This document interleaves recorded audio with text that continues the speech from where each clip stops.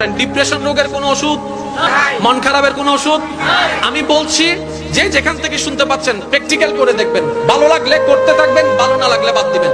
আমি প্র্যাকটিক্যাল করেছি সেটা আপনাদেরকে বলছি।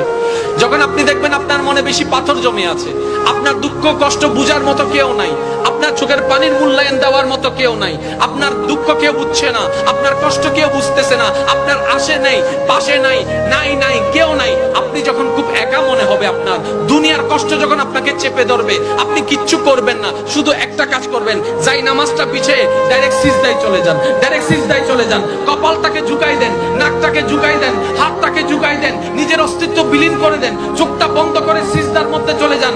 আল্লাহর ওয়াস্তে করে বলছি, কিচ্ছু পড়া লাগবে না, শুধু সিজদার মধ্যে পড়তে থাকেন, সিজদায় পড়ে থাকেন, কান্না করতে থাকেন। ওনাকে বুঝান যিনি আপনি না বললেও সবকিছু বুঝে, ওই রবকে জানান যিনি আপনি না জানালেও সবকিছু জানে। দুনিয়ার মানুষ তো আজকে বললে কালকে চুপ উল্টাই ফেলে, ব্ল্যাকমেল করতে শুরু করে। রব তো সবকিছু জানার পরেও দোষ গোপন করে রেখেছে। ওই রবের দরবারে সবকিছু বলতে থাকেন, 1টা মিনিট 2টা মিনিট 3টা মিনিট, দেখবেন আপনার সমস্যা তখন সমাধান না হলো অন্তরে এমন একটা শান্তি লাগবে যেটা আপনার পৃথিবীর কোথাও খুঁজে পাবেন না। সুবহানাল্লাহ।